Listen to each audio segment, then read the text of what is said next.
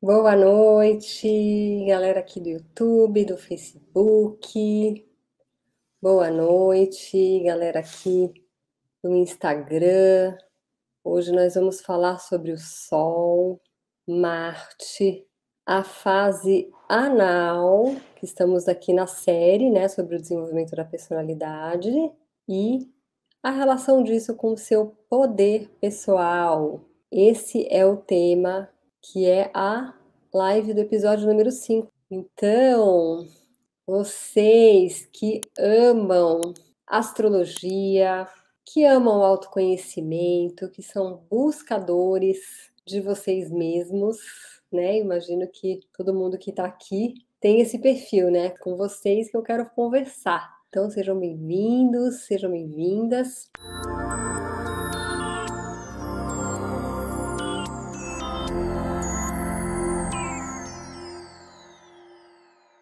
Para quem não sabe, esse aqui é o quinto episódio da série Astrologia e Psicologia, Fases do Desenvolvimento da Personalidade. Os outros 4 episódios, eles estão todos organizadinhos para vocês numa playlist, tanto aqui no meu canal do YouTube, quanto aqui dentro do Instagram. Você vai lá na minha bio, tem um íconezinho escrito guia. Clica ali, tá? Organizadinho várias séries de lives e eu organizei esses episódios para vocês lá. Então eles estão todos gravados lá e está no meu YouTube também, tá bom? Nessa série, o que a gente está trabalhando, né? Eu tô querendo trazer aqui para vocês um entendimento, né? Trazer qual que é a visão da astrologia unida à psicologia e à espiritualidade sobre cada uma das fases de desenvolvimento da personalidade, que inicia desde a fase intrauterina e vai ali até mais ou menos uns 8, 9 aninhos. E todos esses episódios, eles estão baseados nesse livro aqui, maravilhoso, O Desenvolvimento da Personalidade, que é um livro escrito em conjunto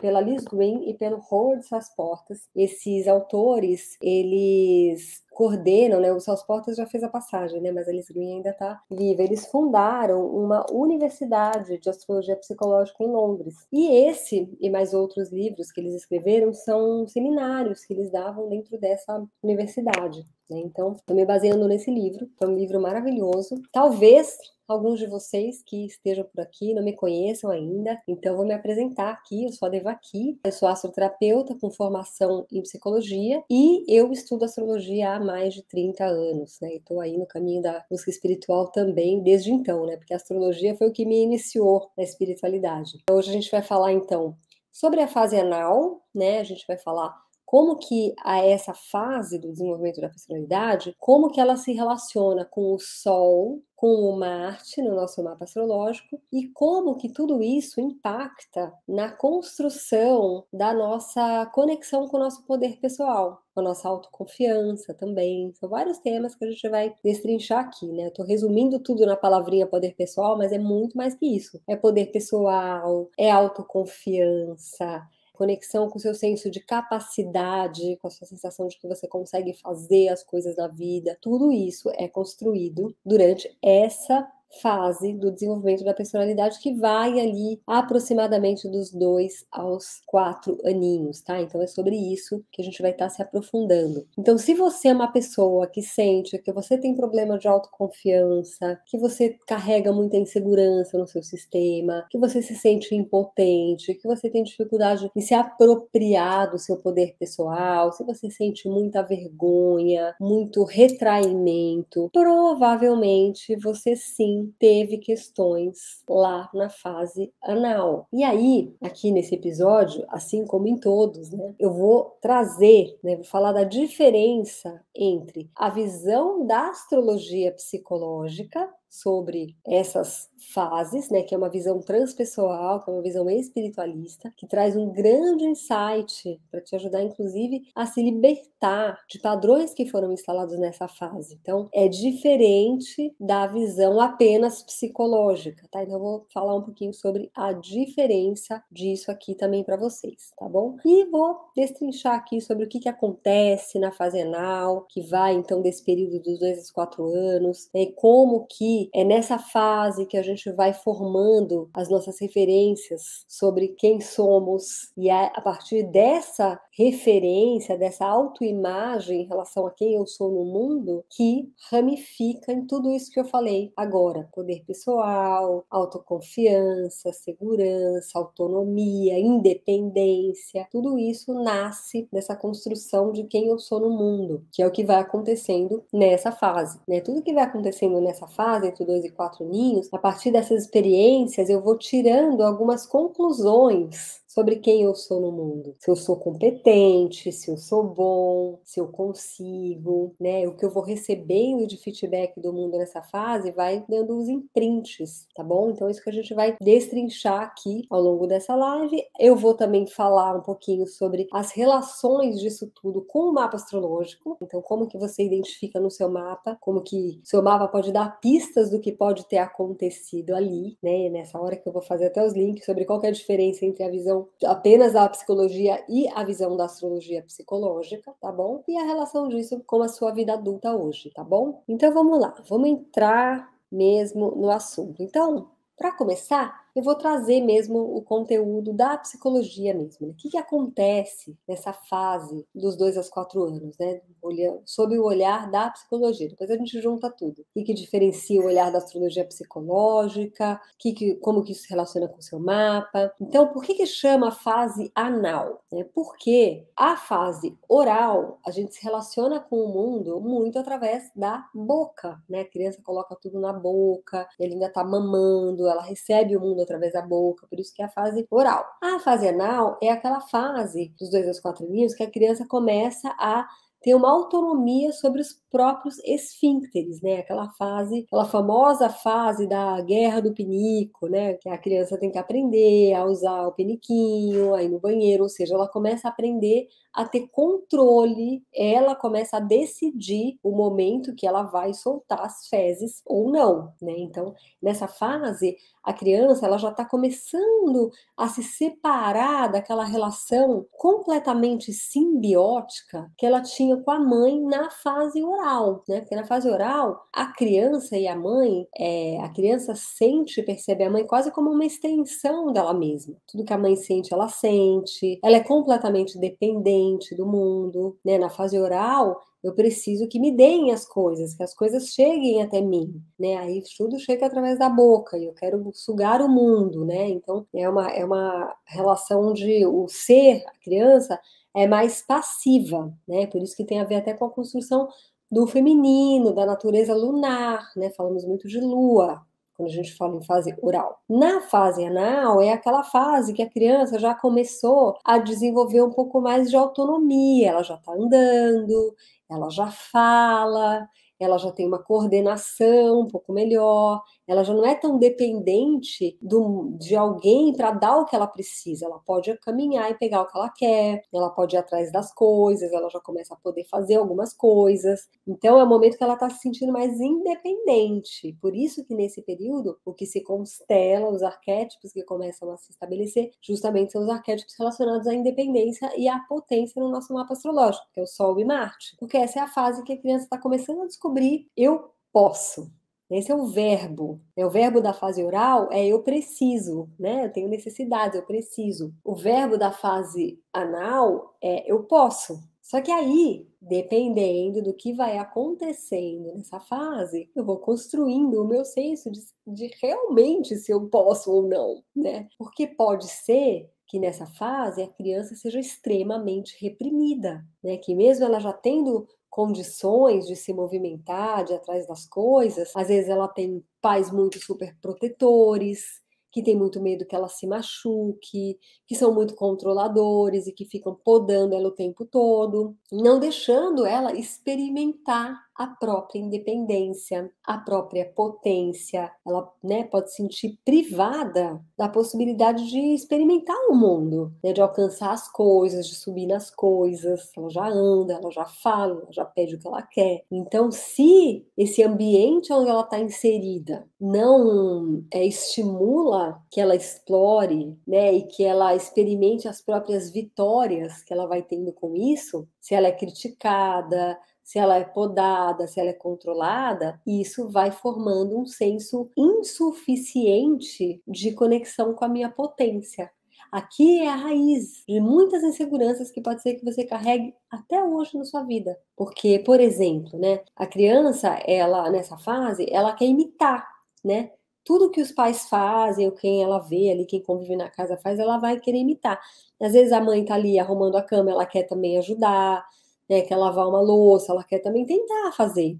Só que é claro que ela ainda não tem coordenação suficiente para fazer de uma forma tão bem feita quanto um adulto, isso é óbvio. Mas ela precisa ser estimulada a tentar, né, e a ser celebrada nas pequenas vitórias, porque dentro da possibilidade dela, tá ótimo que ela tá conseguindo fazer. Agora, se a mãe não tem paciência de ensinar, né, se a mãe, deixa que eu faço, passa na frente, atropela a criança, e não, deixa que eu faço mais rápido, que eu faço melhor, ela vai de alguma maneira, como se estivesse cortando os bracinhos da criança, energeticamente, tá cortando os bracinhos, porque ela tá começando a sentir que ela pode, é o momento que ela tá construindo o senso de capacidade. Nossa, eu também consigo fazer o que um adulto faz. Então, as pequenas vitórias que ela consegue dentro daquela condição dela de criança, precisa ser validado e estimulado. Só que na maioria das vezes, na geração dos nossos pais, não tinha muito essa percepção que isso ia ter um impacto, que já estava formando a personalidade, que já estava formando os padrões de quem eu sou no mundo. Os pais não estavam nem aí, eles queriam mais que a vida andasse, que a coisa funcionasse dentro da casa. E se a criança está atrapalhando,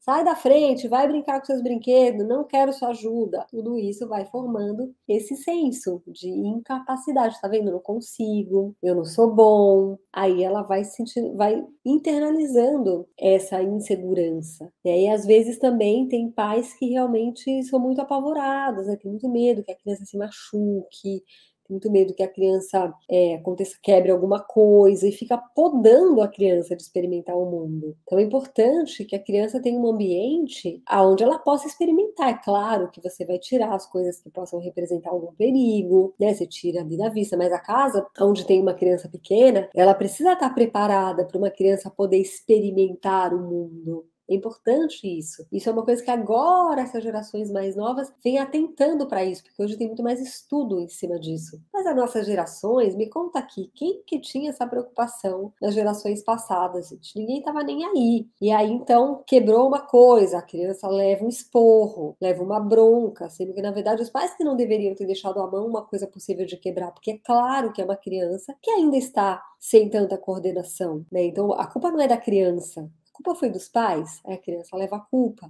Aí tudo isso, ela vai retraindo aquele impulso de vida, porque nessa época, quando está se formando, aquele impulso de experimentar o mundo, experimentar as coisas, de ir atrás, de experimentar o seu poder, o que eu posso, o que eu não posso, o que eu consigo, o que eu não consigo. Se isso é podado, nossa, gente, daí deixa uma marca, vocês não têm noção. Aqui em casa, meu bebê de 2 anos e meio é assim, tudo ele quer fazer igual, é absolutamente natural, isso precisa ser estimulado, a criança ela precisa ser elogiada, ela precisa ser validada, isso quando você recebe a validação, o reconhecimento, a celebração, é claro que isso vai ajudando você a construir um senso de valor mais potente, né? Você vai acreditando em você. Os seus pais falam: nossa, que legal, parabéns, você conseguiu. Você vai internalizando essas vozes, você vai ser um adulto mais seguro depois, né? Porque realmente nessa fase é onde está se construindo esse senso: quem eu sou no mundo, o que eu posso, o que eu não posso, né? Então é aí que estão se formando, vou tirando conclusões sobre a minha potência.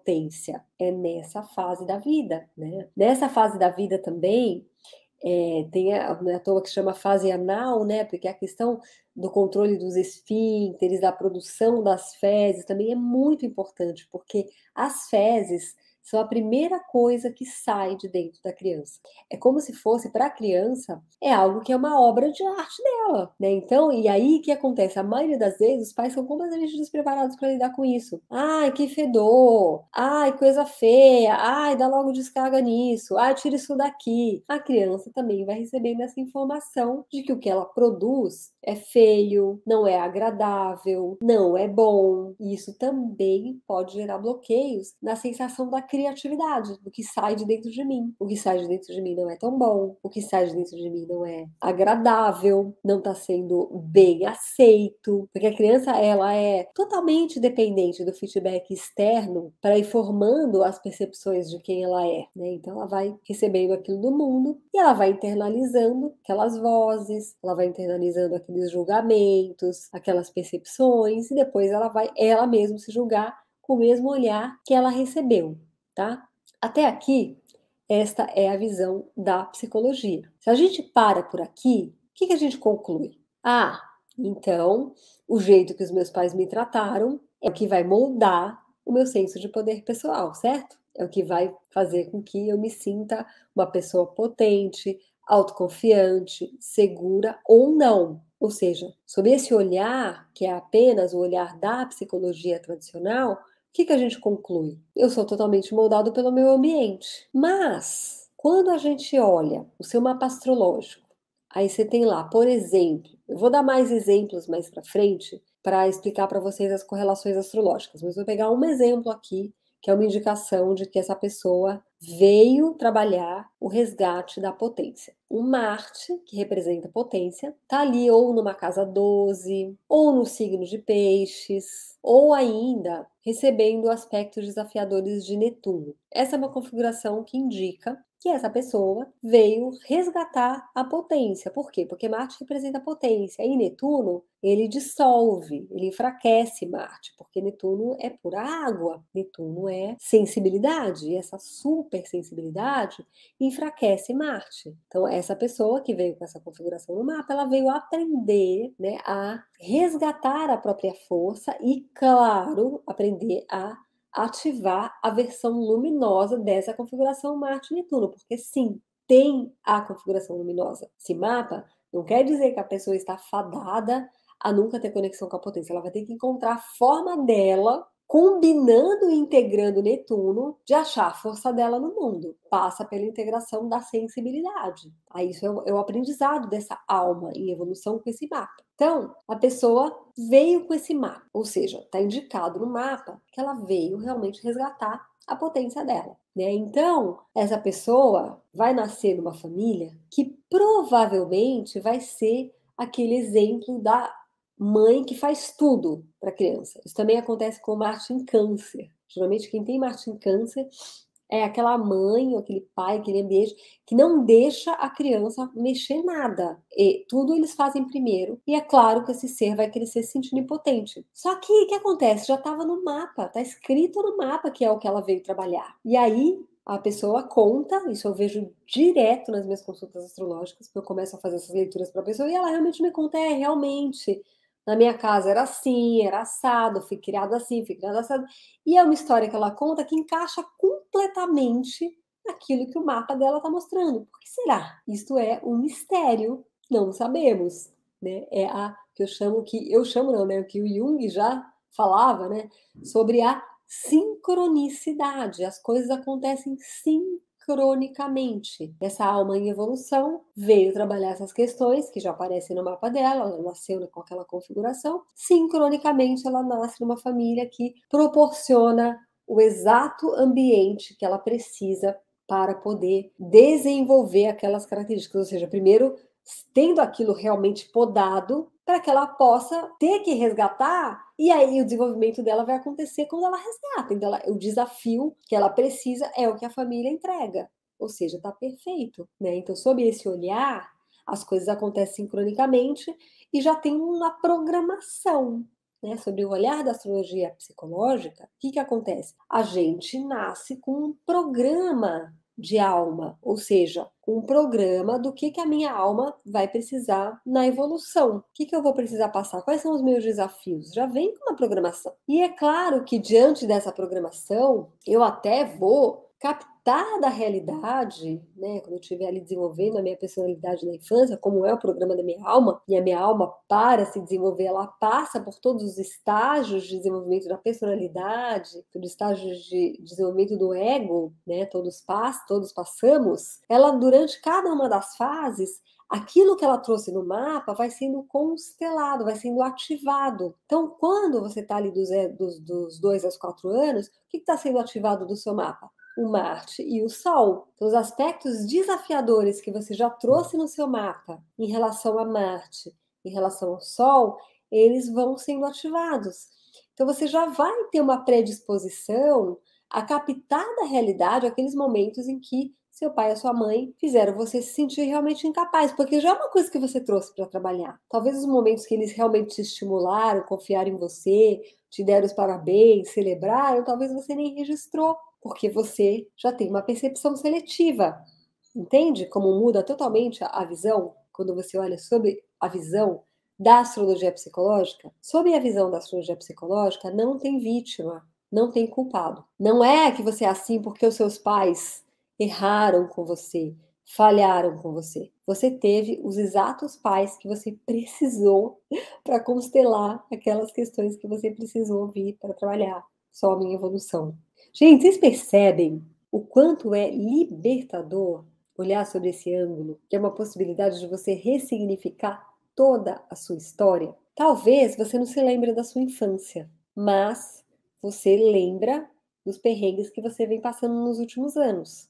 Se a sua questão é com insegurança, com poder pessoal, e com vergonha, e com sensação de incapacidade, você sabe os perrengues que você passa na vida. Por não acreditar em você, por se sentir inseguro, por ter muita vergonha de se expor, de se colocar, de aparecer. Você sabe esses perrengues. Eu te digo, esses perrengues que se repetem na sua vida, pode ter certeza que eles foram instalados na primeira infância. Mas pode ter certeza também que tudo que se instalou na primeira infância é kármico. Você já trouxe isso porque é o que a sua alma em evolução precisa para se desenvolver espiritualmente. E quando você entende isso, você para de reclamar das dificuldades que você está tendo na vida hoje. Você começa a fazer a pergunta que te empodera, que é: o que tenho para aprender com isso? Por que essas coisas se repetem na minha vida? Qual é a virtude da alma que eu preciso despertar, que eu preciso acordar, que eu preciso desenvolver para eu superar esse desafio que está se repetindo na minha vida? Isso aqui muda todo o jogo, porque a partir dessa pergunta você se torna o protagonista da sua própria vida. E não se sente mais no lugar de vítima. E é isso que eu sinto que a astrologia tem um grande presente para dar. Quando a astrologia é vista sob essa ótica, porque tem muita gente que usa a astrologia para justificar também os próprios karmas, as próprias dificuldades, usa até a própria palavra karma como algo que é determinista, como algo que te tá fadado, não tem o que fazer, né? E aí você não sai do lugar. A astrologia que eu pratico é a astrologia que te empodera e que te liberta. Então, para isso, você precisa ter uma visão autorresponsável do seu mapa, entendendo que você, enquanto ser em evolução, tem condições de ativar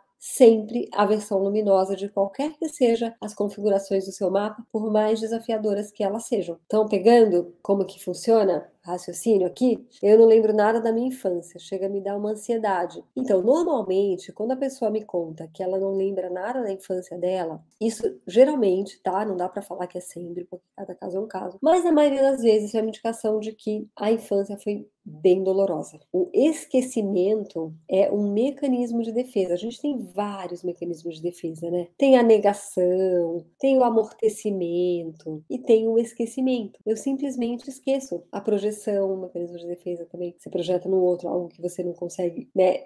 Fazer as pazes com você mesmo e admitir que você tem, você projeta no outro, você projeta em algo externo a você. Mas o esquecimento é um mecanismo de defesa, você não quer lembrar porque é doloroso lembrar, é dolorido lembrar. Entende? Então é melhor esquecer. E eu atendi muitos anos, né, como psicoterapeuta em consultório, e eu reparei isso. As pessoas que não lembram, normalmente, na hora que elas começam a lembrar, porque quando a gente começa a cutucar, as memórias vêm, né? Mesmo na própria terapia, você começa a perguntar, às vezes a pessoa não, na hora ela não responde, né? Na hora ela não tem a resposta, mas aquela pergunta fica reverberando no inconsciente dela. Aí ela ia para casa, e aí as memórias vão vindo. Aí na outra sessão ela trazia, às vezes demorava meses para começar a surgir as lembranças, mas quando a gente começa a fazer um trabalho de autoconhecimento, normalmente as memórias vêm. E aí a gente via que as memórias eram bem dolorosas mesmo, que não foi à toa que ela não lembrava, sabe? Eu usei fralda até os 9 anos porque fazia xixi na cama.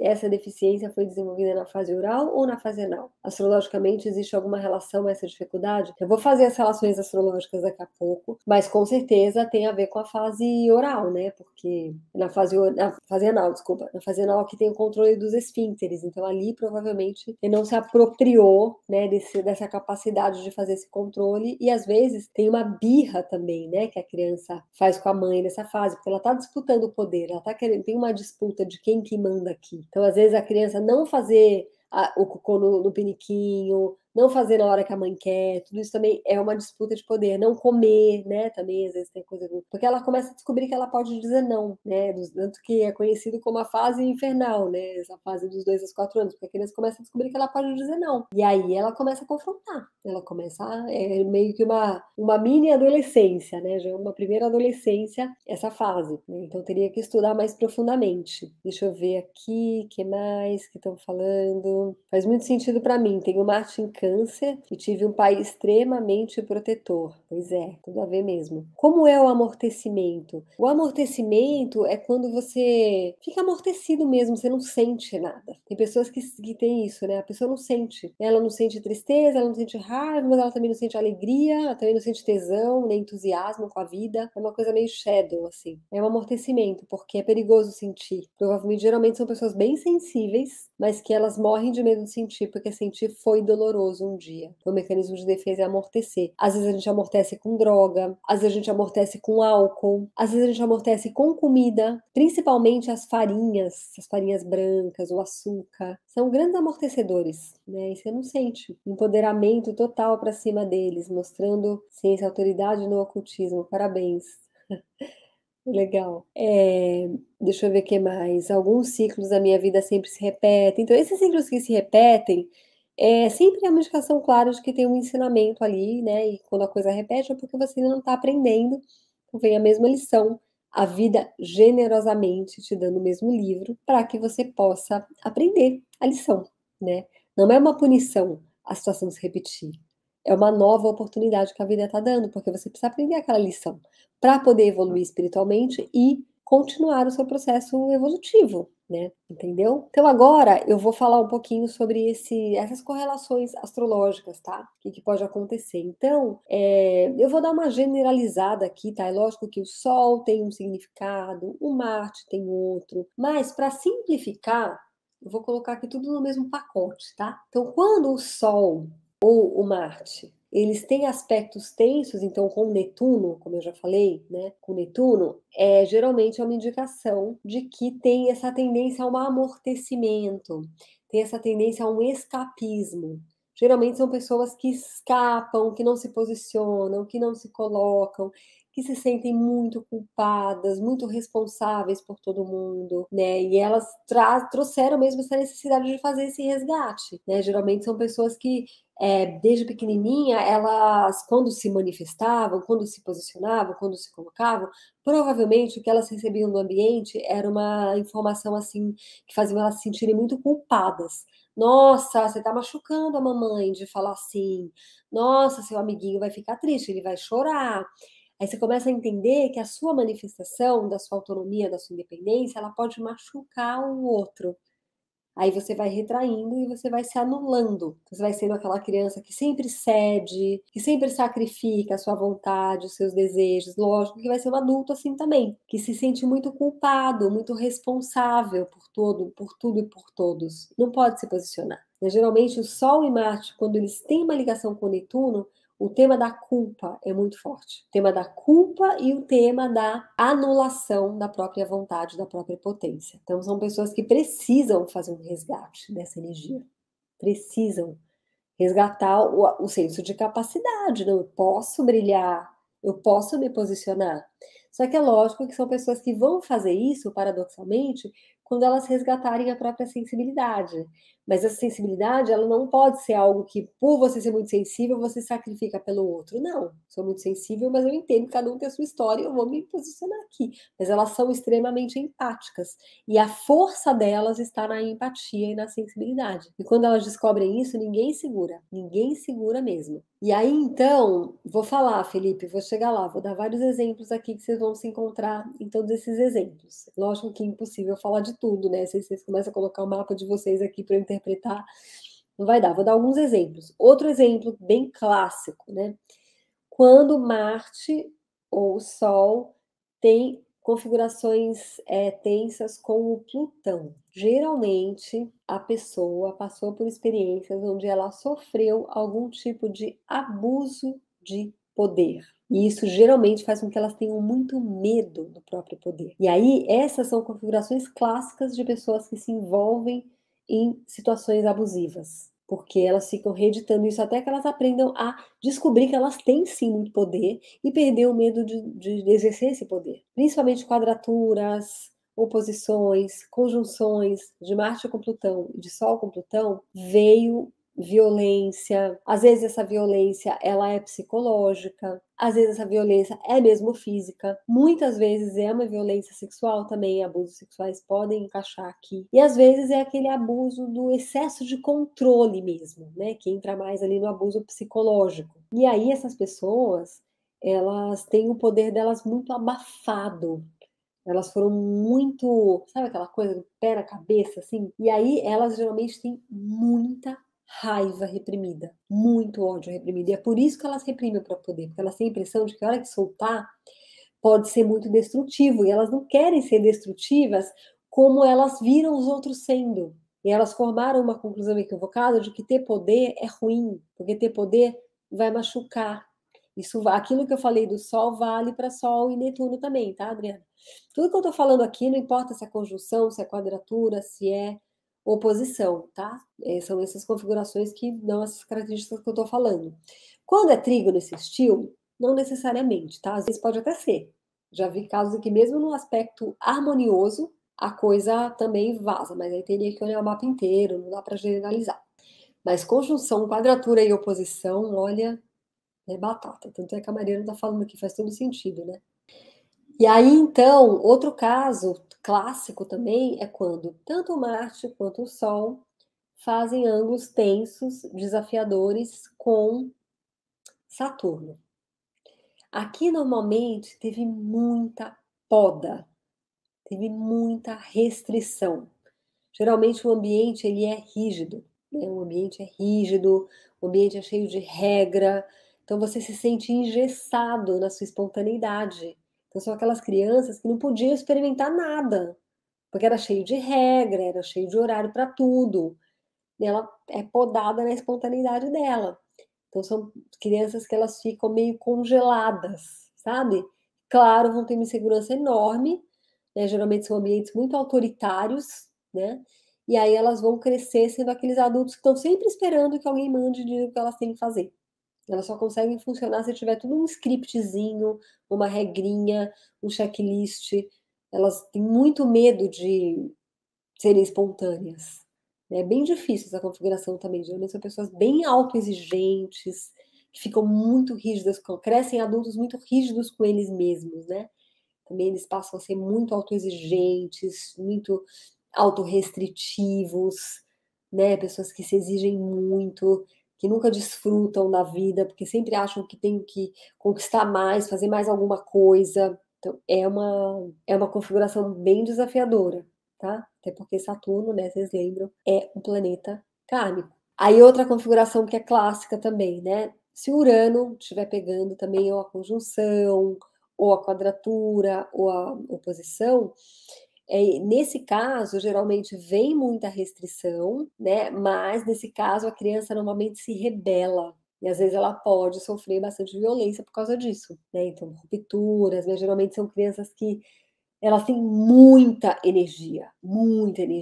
E elas explodem, e elas são hiperativas, e elas podem receber muita poda do ambiente. E aí, se não for dada uma boa direção, são pessoas que podem ficar muito autodestrutivas, né? E elas rompem, são aquelas pessoas que são muito explosivas, que metem os pés pelas mãos, que cometem muito o tal do sincericídio, né? Saem falando o que pensam, à torta direita, e aí estragam tudo, cortam as relações, não constroem vínculos, né, a longo prazo, porque tem uma coisa muito de romper, de quebrar tudo, de acabar com tudo.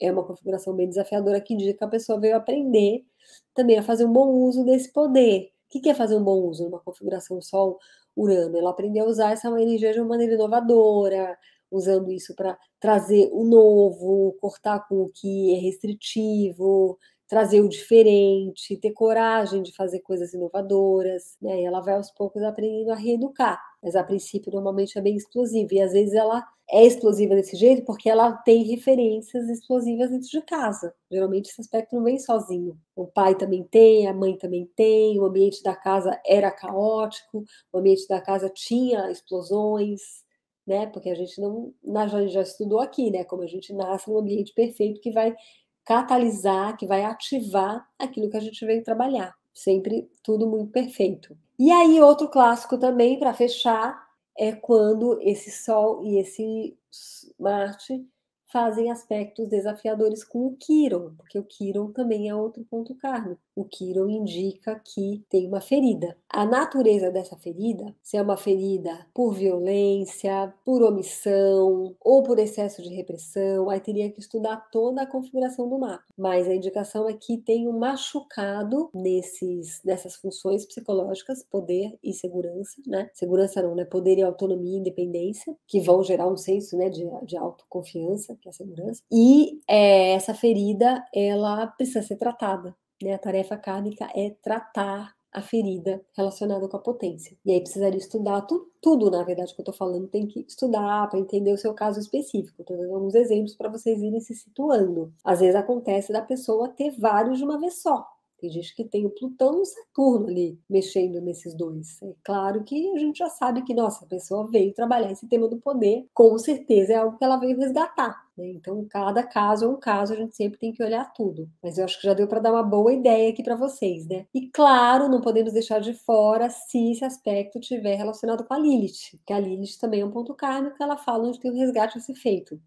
E a Lilith fala do tema da exclusão, aquilo que foi banido. Então, um Sol, um Marte, recebendo aspectos desafiadores de Lilith, a gente sabe que a potência dessa pessoa foi massacrada, foi excluída, foi usurpada, e que faz parte do processo evolutivo da alma dela fazer esse resgate também. Em todos esses casos, tem a necessidade de fazer um resgate, mas cada um com uma qualidade, com uma frequência de energia diferente, né? Um tema vai mudando, mas todos com essa questão. Ficou claro, gente? Coloca aqui nos comentários o que vocês estão achando. Está fazendo sentido aí, né? E aí sempre lembrando que o fato de você ter essas coisas no seu mapa está indicando que é uma tarefa kármica, né? E esses pontos kármicos do nosso mapa, onde a gente foi criando algumas conclusões equivocadas sobre nós mesmos, que ficam muito cristalizadas porque elas se formaram na infância, elas são que abrem a porta para os nossos mecanismos de autossabotagem. Falo muito de eu sabotador aqui, né? Quem me acompanha já ouviu falar muito, né? O eu sabotador, ele é um mecanismo de defesa que vem te proteger dessas dores, dessas feridas, para você não sentir a insegurança, para você não sentir a impotência. Só que, na verdade, ele acaba fazendo o contrário. Em vez de te proteger, ele fica fazendo com que as situações se repitam na sua vida, né? Então, é muito importante a gente aprender a lidar com esse eu sabotador. A gente parar de acreditar nos comandos que ele dá, parar de acreditar no que e parar de obedecer ao que ele manda ele fazer na nossa vida, porque isso atrasa a nossa vida. Então, dentro do meu método astrologia vivencial, eu te ajudo justamente a fazer esse mapeamento e fazer a ligação do eu sabotador com essas passagens que você teve na sua infância, para você entender como ele está a serviço de ti. É proteger, entender com muita clareza como isso na verdade está só te atrapalhando, para que você possa, a partir do despertar da sua consciência, despertar da sua capacidade de estar cada vez mais presente aqui agora, você ir se libertando dessas vozes, se libertando desses comandos e ir realmente assumindo o protagonismo da sua vida, né? E assumindo o barco da vida e indo na direção que você precisa ir. Vamos ver as outras aulas, isso mesmo, Mariana. Porque as outras aulas são incríveis, né? Cada uma a gente destrincha uma etapa. Muito interessante mesmo. Vou te mostrar, depois me manda um direct que eu vou te colocar a playlist lá. Vou colocar nos stories a playlist também para vocês poderem acompanhar tudo, porque vale muito a pena, gente. Isso aqui tá um conteúdo assim maravilhoso, maravilhoso mesmo. Então é isso, gente. Vocês estão se identificando, né? A Renata tá falando aqui sou eu, a Vanessa tá gostando. Marte Escorpião também se enquadra aí?